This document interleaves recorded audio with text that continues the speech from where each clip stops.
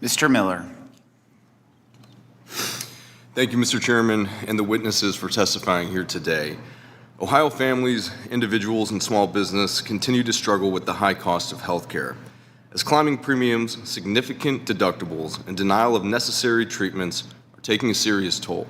Imagine being sick, needing urgent care, and finding every door closed, not because medicine isn't advancing, but because the system makes you wait, pay, and jump through hoops. Today, we're seeing lawmakers describe a healthcare nightmare that touches every American, and most of us don't even realize the full cost yet. At first glance, this speech is a typical congressional hearing update, statistics, committee notes, and appeals for policy reform. But beneath the procedural language, a more urgent story emerges: the human toll of rising healthcare costs, denied coverage, and bureaucratic delays.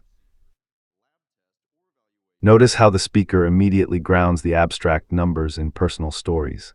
A young girl with autism delayed for over a year, patients with cancer diagnosed too late, hospitals hemorrhaging millions daily. These anecdotes aren't just decoration, they're designed to make the stakes visceral, relatable, and urgent. Mr. Miller. Thank you, Mr. Chairman, and the witnesses for testifying here today. Ohio families, individuals, and small business continue to struggle with the high cost of health care, as climbing premiums, significant deductibles, and denial of necessary treatments are taking a serious toll.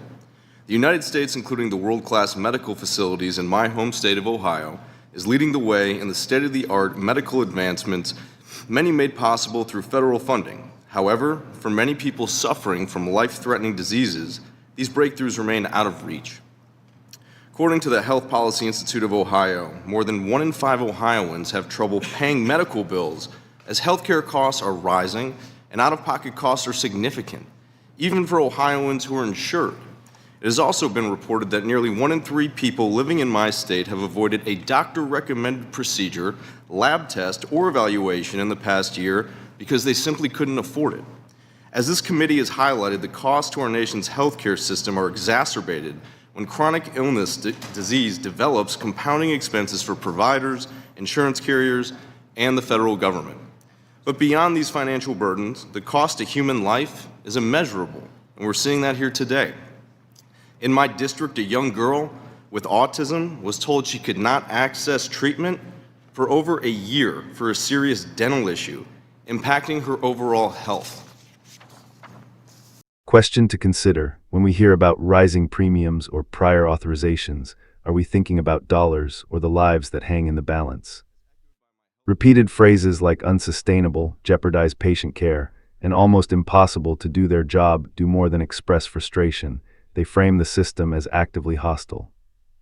The narrative moves from abstract costs to direct human suffering, and then circles back to systemic inefficiency.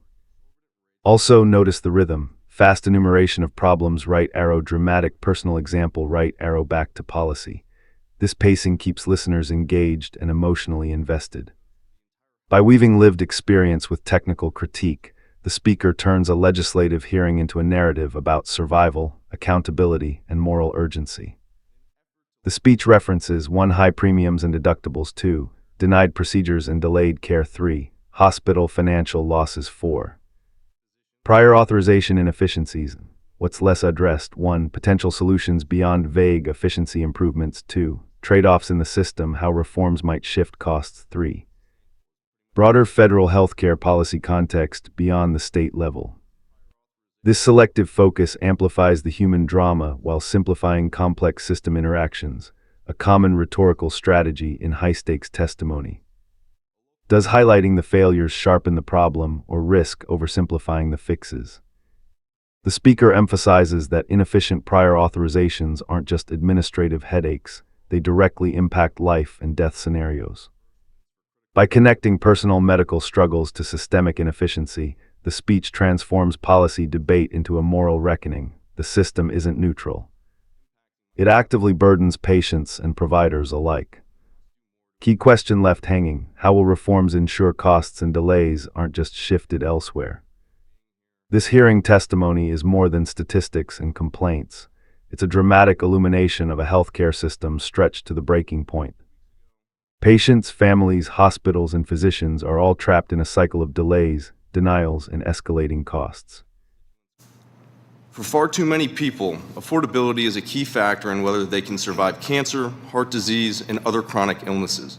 As echoed by my Health Advisory Council, Ohioans battling cancer facing cost barriers are more likely to have their cancer diagnosed and treated at an advanced stage when survival is less likely, and the cost of care is more expensive. Also concerning are insurance practices that outright deny coverage or charge exorbitant rates to the elderly just because they have a serious medical diseases when trying to re-enter through the Medigap policies that we've seen.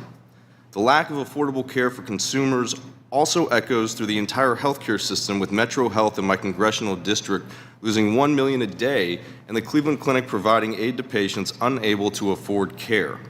In an effort to lower costs, University Hospitals is taking strides through Medicare shared savings while improving quality.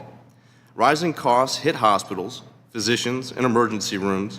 Then ultimately the federal government picks up the tab through state-directed payments and other means of addressing uncompensated care. This is simply unsustainable, as pretty much every member has said this today.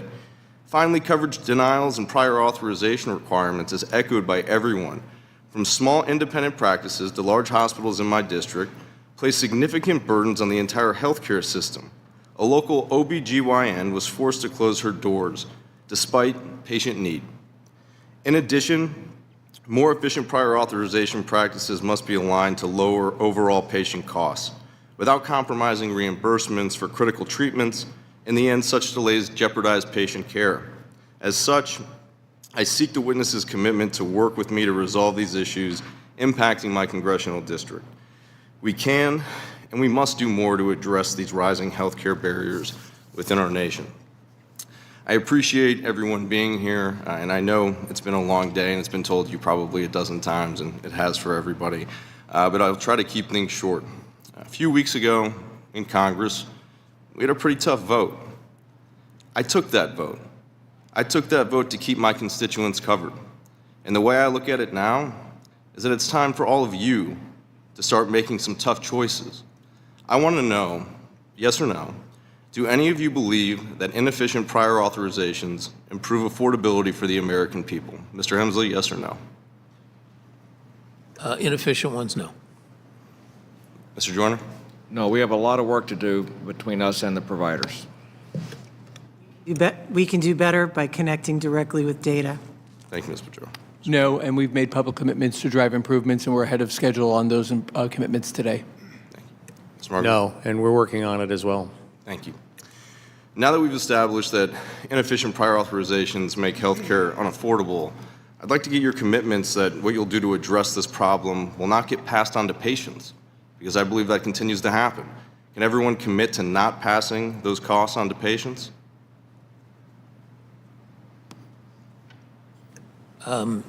We, as indicated, we are really driving a real-time, straight-through prior authorization agenda and have that in market. So we don't expect these costs to sustain. We expect to be on a vastly more efficient system. Those are in the marketplace right now, and they're being experienced by care providers. Well, Mr. Hemsley, I can just say very quick, I know I'm out of time, but what I'm hearing from my own constituents, and what I'm hearing from 3 major hospital systems, and what I believe is the largest, not only within the country, but the entire world, is that prior authorizations are making it almost impossible to do their job and to take care. Why? It's because they have to rule everything out. Even myself, when I had to go in for a simple procedure, had to go through 6 months, then I had to get a laminectomy for my back, and I had a severed nerve, and I could no longer feel the feeling in my leg. I mean, it is out of control. I think that this is absolutely insane, and we'll be following up. Whether one supports or critiques the proposed solutions, the critical insight is clear. Healthcare inefficiency is no longer an abstract policy debate. It's a lived crisis affecting millions of Americans daily. And the question for lawmakers and for us watching is this: how much longer can this system sustain itself before human lives pay the ultimate price? If you found this analysis helpful, you're welcome to subscribe. New videos here focus on understanding American politics beyond the noise. Thanks for watching, and I'll see you next time.